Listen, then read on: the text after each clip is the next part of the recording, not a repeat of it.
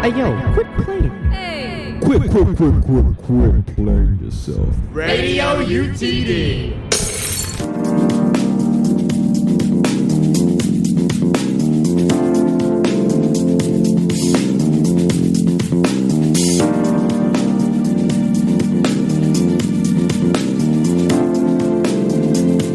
And hello, welcome to the Mercury Morning News. My name's Ben. I'm the managing editor at the UTD Mercury.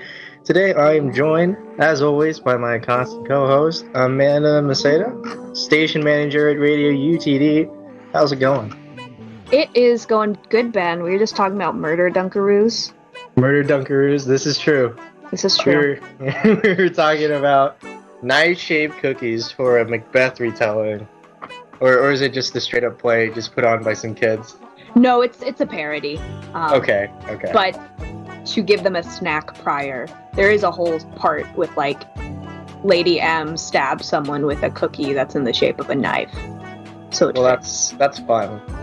But that play will have, in fact, been live-streamed by the time you listen to this podcast. It's something Amanda's been working at for a few weeks, right?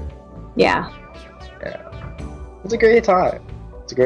But to start off the show, not with the knife cookies, but with some news, we've got Fatima here to talk about the new mask guidelines at UTD. Now, if you don't know the context, and I'm not sure how you could have missed it, but if you don't know the context, about a month ago or so, Greg Abbott put out an executive order that basically said, hey, no public institution or anything funded by Texas can require anybody to wear a mask. And we are, in fact, a state institution which receives Texas money, so we can't force people to wear masks anymore. So what does that mean for the current mask guidelines, Fatima? That means no one on campus is required to wear a mask, vaccinated or unvaccinated.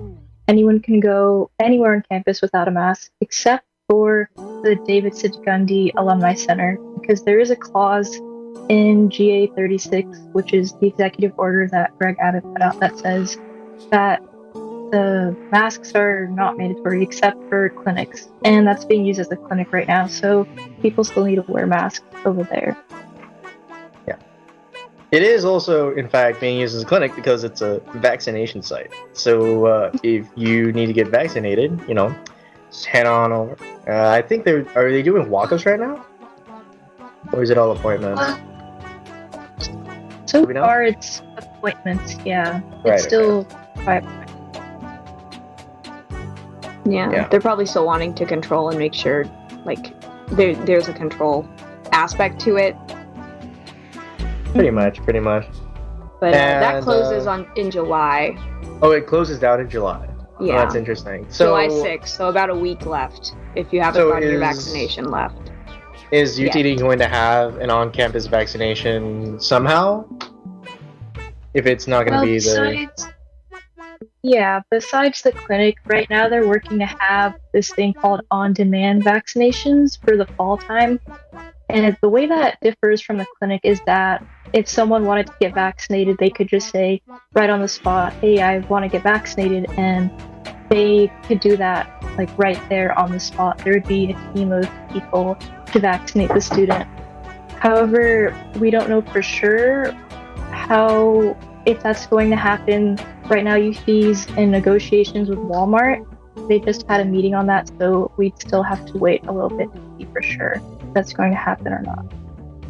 Right. So, curious. For Radio UTD, I know that we haven't had people in the studio putting out shows. It's all been remote. Yes. Are we going to have people back in the radio station? And I guess, can we have a guideline that's like, yo, you should wear a mask? Is that a thing that you could do? So let's say, you're an on-campus organization and you do meetups somewhere, like Radio UT. Can you say, like, hey, you need to wear a mask whenever you're doing this thing? Does a Well, you does a can't campus say- group count as a Texas funded, agency? As long as you're a part of UTD, you probably can't go and say you must wear a mask here. But you can encourage your organization and say, hey, follow CDC guidelines and you should wear a mask, but not you must wear a mask. Right. A nice, healthy, strong encouragement. A nice, Yeah. healthy, strong. That's the best you encouragement. can do. Now, I guess so, because a lot of people are getting vaccinated. For I guess organizational just policies. Do we think? Do you even like have? Is that a thing that you should encourage, or should you just be going like, everybody just get your vaccine locked down, just get it out of the way, and then you don't even worry about the masks? Like, I guess in this new, we have the vaccine. It's been out. It's been out for a few months now. It's been out for more than a few months now, realistically. But Like 3 or 4, right? yeah. And so everybody has had the chance, and will have the chance to get the vaccine. So I guess as an org, do you just say, hey, everybody get the vaccine. I don't care if you wear a mask or not. That's not going to be an issue. But like, get your vaccine ASAP. Yeah, that'd be a good idea to encourage the vaccine first, because according to CDC guidelines, if you already are vaccinated, you don't necessarily need to wear a mask. It's not necessarily helpful to anyone, so it would be better to first encourage your organization to go get vaccinated. And then if you want to be like, okay, you should wear masks as well, if most people aren't vaccinated, then that could be a thing. I suppose so.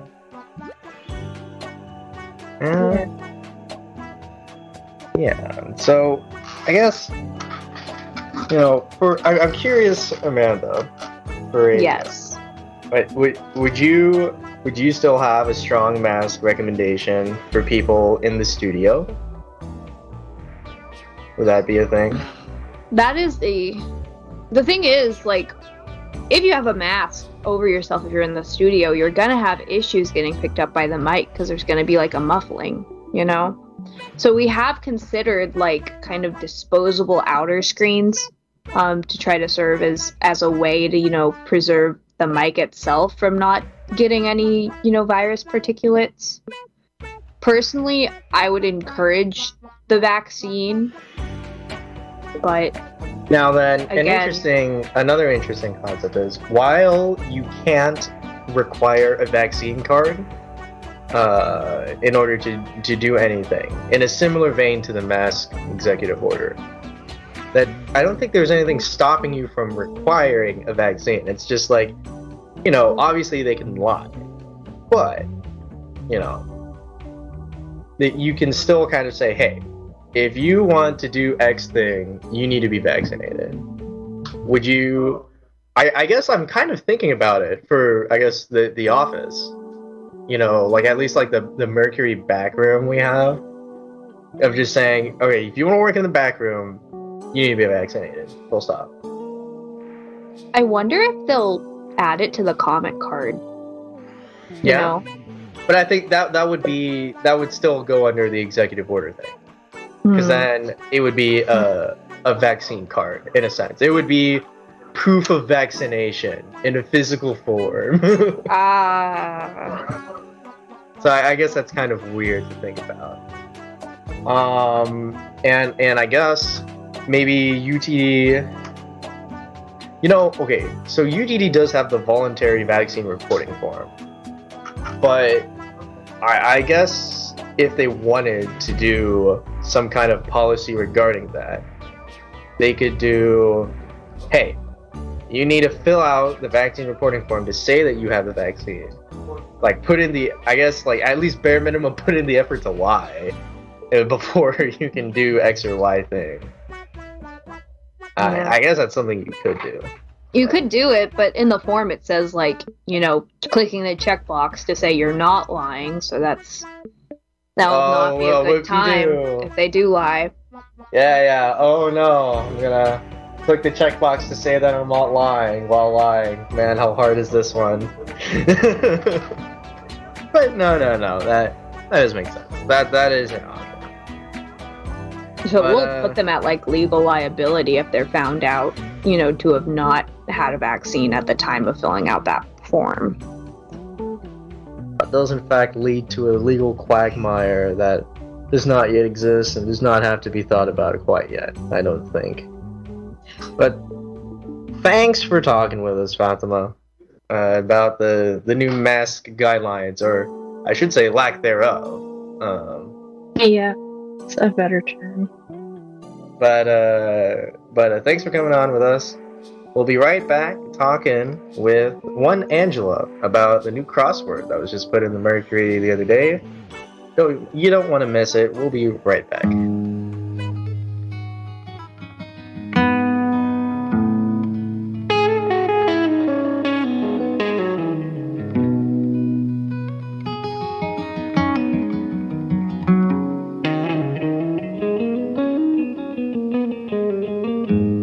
Good morning, everyone. This is Amanda, and you're listening to the Mercury Morning News here on RadioUTD.com. That was Like Nina by Sunny War. New music from this summer. Fresh CDs, being sent to our music director right now. But right now we are transitioning into a lighter story compared to the mask update, and it is on crosswords. With us today, we've got Angela Lee, who also is one of our trainees this year for summer programming. Angela, can you talk a bit about your show? Hi, yeah, I'm Angela, and this summer I'm training with Radio UTD. My show this summer is called Fruity Jams, where we listen to new and old LGBTQ artists. All right.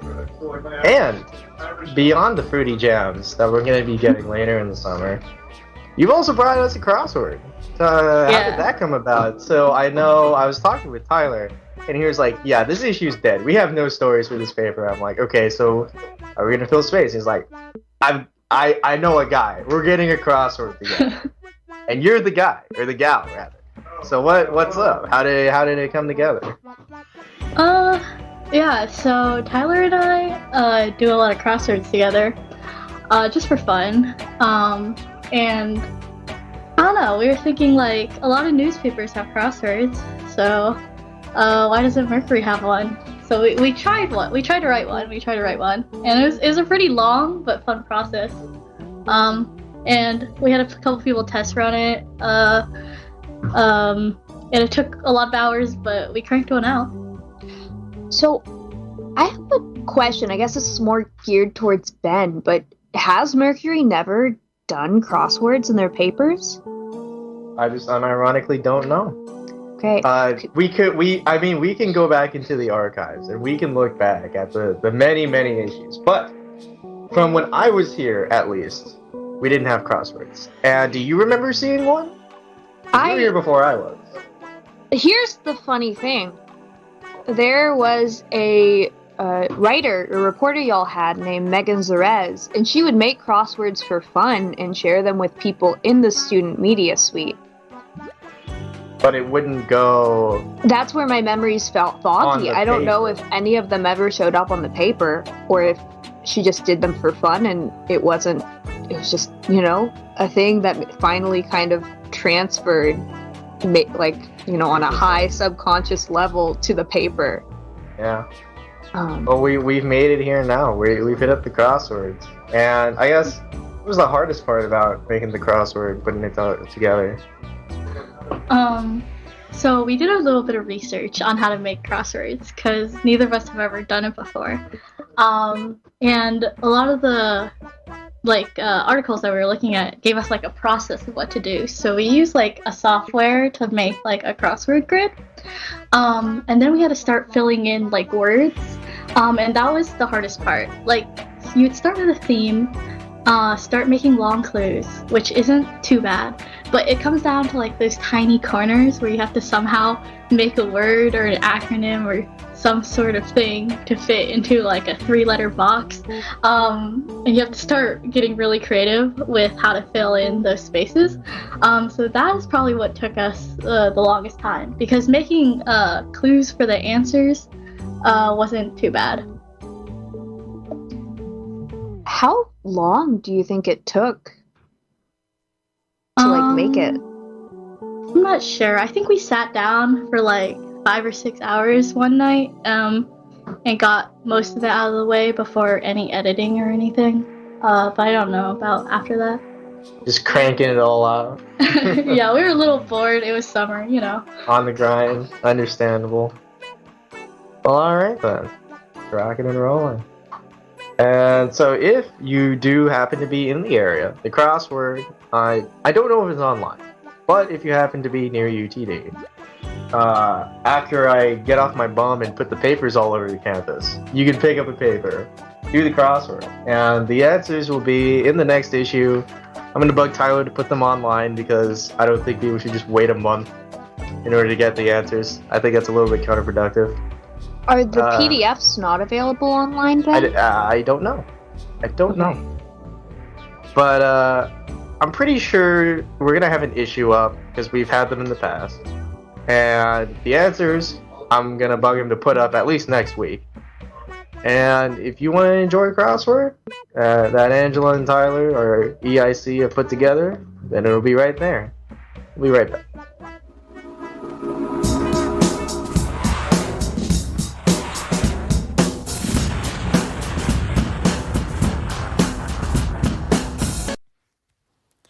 Hello, y'all. This is Amanda, and you're listening to the Mercury Morning News here on RadioUTD.com. Instead of our usual format of 3 stories and 1 music news section, for this week we're going to be doing only 2 stories, and this music news section is about 25 minutes in length. It's a little longer than usual, but it is the full interview our previous local music director, Abby, did with the folk band Ruark. I hope y'all enjoy, and if you're interested in joining Radio UTD's local music team, please contact station manager at radioudd.com or fill out the audio tech application you can find on our website. And before I go, I also wanted to add in that Angela, the DJ trainee that we interviewed last story, her show is going to be every other Sunday from 11 a.m. to noon CST, and the bi-weekly order for that will be that her show won't be in 2 days from now, if you are listening to this on July 1st, but it will be the Sunday of that following week. Anyways, I hope y'all enjoy the interview Abby conducted with Ruark.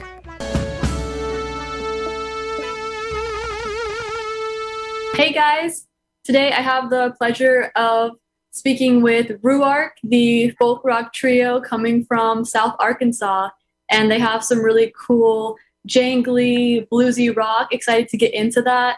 It's perfect for the summers that we have in southern states, and we're going to be talking to them about their music, and they're going to be coming down here over the summer as well. So thanks so much for being here, guys.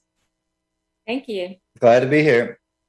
So if you could introduce us to just you guys as a band, and also if you could individually give your names as well, that would be perfect. All right.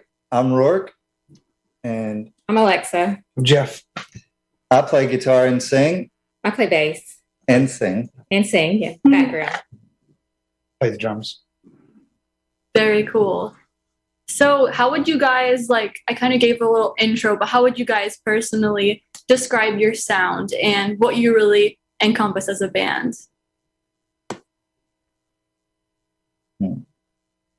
Well, we didn't really know what to call it at first. I kind of thought maybe Americana, red dirt music, and Jeff came up with the folk rock sound. You mentioned jangly, so there might be some birds in there. I don't know. What do you think, Jeff? I'd say so, yeah. Okay.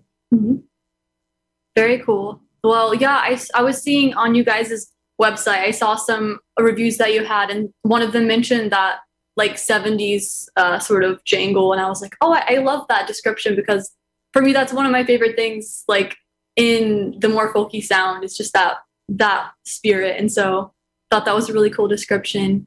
But so you guys come from a lot of different backgrounds. It looked like you come from more of the punk scene, whereas Jeff comes from more of the psych rock. Can you guys talk about how you came together and how you sort of fused the musical styles, like you were just kind of referencing to that complicated process? Well, we originally I'd played solo acoustic, just singer-songwriter things. And a couple years after I graduated college, I had the opportunity to put a band together. So, and how that happened was I was recording the album, and I had programmed drums for it. Before, it was just always acoustic guitar and vocals only. And I thought, okay, I'm going to put out an album and put as much at it as I can. And then Jeff heard it and offered to replace the sequence drums with live drums. And during that process, we enjoyed it so much that we decided to start a band. And Alexa, she had played ukulele and bass on and off for a few years and said she would be willing to give being in a band for the first time a chance. Very cool. I learned a few of the bass lines and just went from there, and then ended up learning the rest of the songs. Mm-hmm. So you guys first met in recording, and then you ended up doing performance after that together? Well, no, we'd known each other on and off for many, many years. Yeah. But I was away at college, and I went to college in Texas, and I would always come back and forth and things like that. Okay. What school in Texas were you at? UT Tyler. Okay, cool. Yeah, I have some friends over at UT Tyler. Love that. So are you originally from Texas? Well, I spent kind of a lot of time in Texas and a lot of time in Arkansas growing up. So it's kind of, split. Very cool. So what would you guys consider like your musical inspirations, and what kind of was, any sort of inspiration behind writing for you and for performing and being together as a band? For me, like you mentioned, I came from the punk scene in Texas. I was in a punk band for a few years before college, and I skateboarded growing up. So that was hugely influential. I remember whenever I was a little kid getting a CCS catalog and buying some CDs out of it. And there was a band called Firehose and another band, The Descendants, and their kind of brother band, All. And so at a very young age, and I don't even know if I knew what punk rock was whenever I was that young. I just knew I liked the music, and it went well with skateboarding. And later on, I got into bands like NoFX, and that was kind of NoFX, and the more poppy stuff is kind of like what the punk bands I was in kind of catered to. But we were also part of a scene that had straight edge hardcore sounds and that more harder edge thing going on. And even emo, the birth of emo back in Texas, with Mineral and bands like that. Then later on, well, I'd always been into oldies, and Jeff, he and I, we kind of tie in with that, with the oldies things with, I think rockabilly too, and spaghetti western influences the band as well. Ennio Morricone and what's some bands that you can think of? I like Peter Green's Fleetwood Mac, Soft Machine. Lots of influences. Yeah. A lot of influences, yeah. Yep. Very cool. Definitely gonna have a whole list of listeners can go chart the roots, chart the influences. Love having just band names like that. Super cool. Right. And on the Sunshine pop side of things, we a band like Bread. My dad, growing up, he was into Bread, and my mom was kind of into Stevie Nicks' Fleetwood Mac. And so I grew up on those sounds. Very cool. He introduced me to a lot of those bands and those sounds. I grew up, my grandparents were musicians, so I grew up listening to a lot of hymns and piano. My grandmother was a pianist. So I wasn't introduced to a lot of those bands and some of those sounds until I was I met Ruark. Very cool. Yeah. Yeah, and the harmonies from like the album, you know, we were, I mean, nowhere near this, but bands like the Free Design, you know, where they had a lot of counterpoint harmonies. And after hearing that, it was like something that I really wanted in the sound. Love hearing that. So, how do you guys go about writing as a group? I know you mentioned that you were doing some singer-songwriter stuff, Ruark, solo. So do you typically have sipping from that, or do you do more collaboration now? Well, right. Originally on the first album, I would say about 75% of the songs had already been written, and they were just guitar and vocals. And now we're writing this follow-up album. I don't demo it out nearly as much as I did before. I'll write a verse and a chorus, might not even have a bridge yet. And I'll bring in Jeff, and he and I'll work together hashing out a groove for it and just kind of testing it out to see if it'll work. Most of the time it does, but like the very last song that I'd written, it was just kind of off the cuff, and I don't know if we'll keep that one, and it was helping to, you know, Jeff and I, it's always like whenever I'll come up with something before he's even behind the drums, I get inspired just by him listening to it. I might, you know, we'll be talking about something and I'll say something like this and something will come out that I would have never written if I was just in a room by myself. But, and then after that, I'll normally write the bass line. She's starting to, like, lately, I'll just kind of give her some notes and she'll come up with something, you know, groove wise. But on the first album, I notated out all the bass lines with number notation, and we can all read music in tablature and things, but I'll notate it in tablature completely with articulations and everything.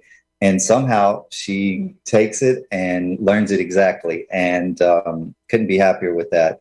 And so that's pretty much how we do it, right? And then when the guitar and the vocals are the lead written, vocals, then he and I will work on background vocals. Right, and I kind of bounce background vocal ideas off of her the way that I bounce, you know, guitar ideas and drums and grooves and things like that off of Jeff. And that's pretty much how it comes together. Nice. I bet it's so amazing when you guys all three finally have it all from your different conversations and then get to play it together. Yes, it feels really great. So you guys mentioned that you have a new album coming out. So When You Coming Home, which was the 2019 release you guys have out on Spotify and on your website and stuff, is that going to be something you're playing with on this upcoming tour, or is it more of a new music situation? We'll mainly be playing the songs off When You Coming Home and sliding in new songs. We've already been playing at least like one song off of the new album called Brave Eyes, and then the 2 tracks that you'd heard. Those will be played live, and then we have a few more. There's a more complex song we're still working out, and we're still writing a lot. Jeff and I, we're about 75% of the way with the new album, so that's kind of how we're at with it. And she's probably got, you know, 3 or 4 songs. Okay. So walk us through When You Coming Home. Like, could you tell us a little bit about the making of that album in particular? If there's any standout songs or maybe standout moments in production or different things of that manner? Well, the main thing was like figuring out how to have 1 track of guitar, live drums, 1 track of bass, sound full and complete, and there's no overdubs of guitar. There's overdubs of background vocals and things, but figuring out how to make that sound full and complete, and also just learning how to properly mix an album. I produced and mixed most of it myself, and I'd done demos and things in the past, but I didn't really know how to use a compressor right, and I didn't even know how to, I mean, there were reverb things and, you know, procedures that I didn't fully grasp before, because I didn't really need to know, You just, before I would just slap a little reverb on things, but there's things like pre-delay and all these technical aspects of recording and figuring that out. And one of the things I did on the last album that I might not do in the future is I did a lot of sidechain gates where, like, say if there was a snare hit, the music would cut through. It would maybe turn down the bass and the guitar for a split second to let the snare cut through. So it was just kind of getting that really professional mix. That was kind of a lot of hurdles and, and being able to do it, it was kind of innovative for me and for us, I suppose. Okay. Yeah. I think that really comes through in y'all's music too, because I was really impressed when I heard of just that sound of it. Does sound really full, and you can tell there was a lot of effort put into the production of that. So I really like hearing that was something really intentional for you guys. And also hopefully when we don't have the exact date, hopefully whenever we open up our studio in the station, hopefully we can have you guys come in and do like a stripped down, session too. That will be very cool. But we are going to be putting in some tracks for this interview and then hopefully have some more in the future. But would you guys walk us through the first song you sent was Into the Sun?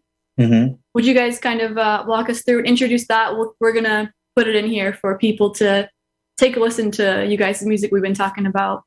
Well, of course, everything that's been written lately is influenced by the pandemic. And it was, when we were on lockdown at first, we just kind of thought about, wanting to run away from it all. And I mean, we are in South Arkansas and we're not a heavily populated area around here. So we kind of already are away from a lot of things, but we still thought, just whimsically, thought we could run away to the ocean or run away to the mountains and things like that. Mm-hmm. And also, just like Into the Sun. Also, it's kind of a breakup song as well. You got to have an element of love in there. For sure. Love and escapism. You truly can't go wrong in our modern society with those two topics. So gonna put that in here.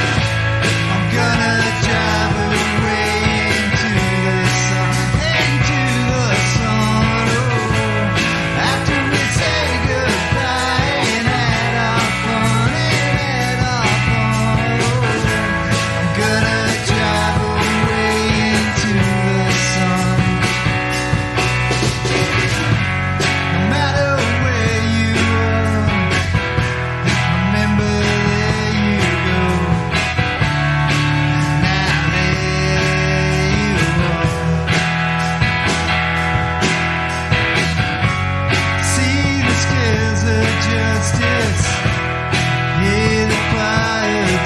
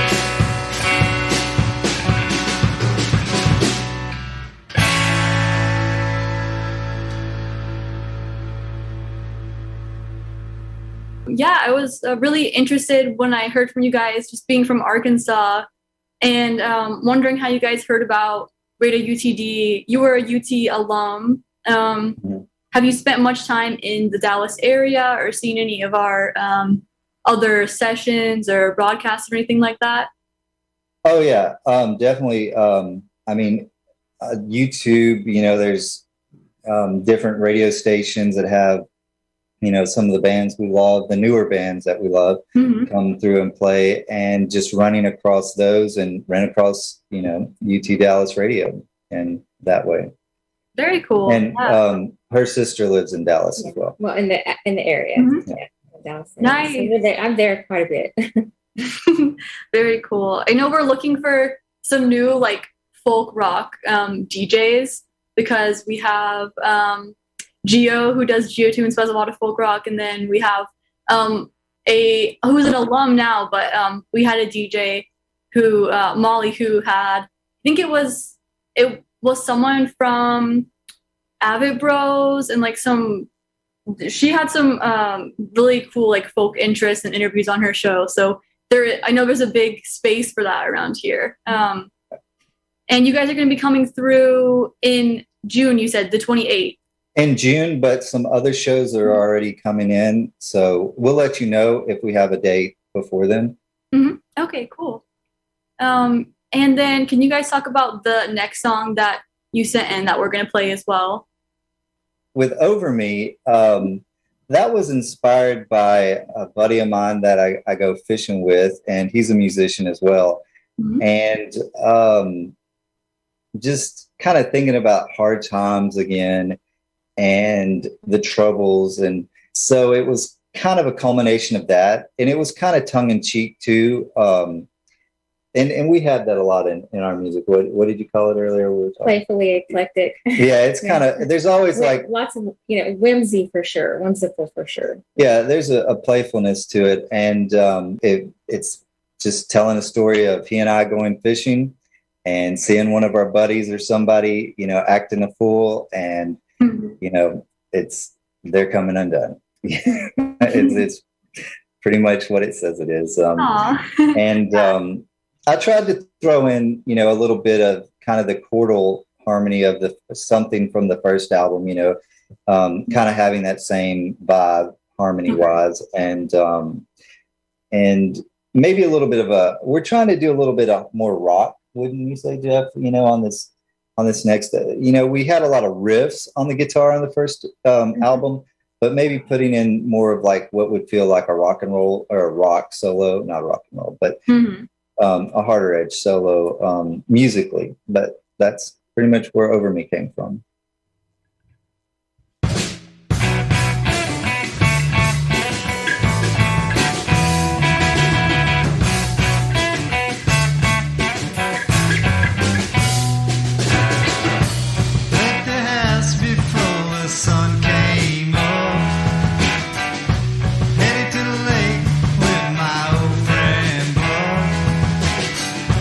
Fish weren't biting on that bluebird day.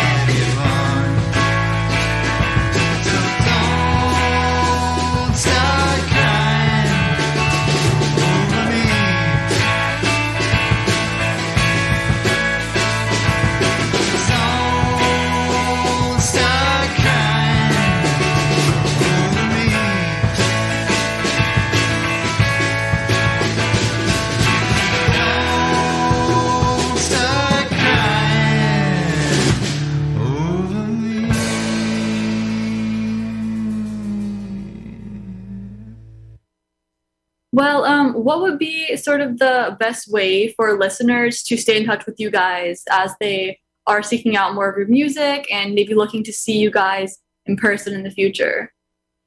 Definitely our website, rourkemusic.com, and our YouTube page.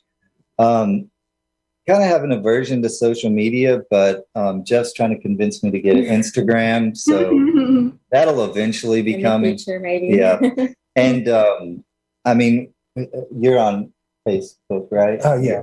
What is your Facebook? It's just Jeffrey Scott Greer. Yeah, Jeffrey Scott Greer at for Facebook. Mm-hmm. And there might be some things on there too. And his music, he does solo music, and it's available through there. And there's a link on the rourkemusic.com website as well. Perfect. Well, I'll put that in, and then you'll have that great website too, so I'll link that below. Thank you guys so much for doing this little interview. Was there anything else that you guys wanted to add or just mention before we close it up? We just hope to keep making music that people enjoy, play bigger stages, and have fun collaborations. Very rad. Well, thank you guys so much for joining us, and gonna put in you guys' music here, and very happy to have y'all. Thank you so much. Thank you for listening to the Mercury Morning News here on Radio UTD.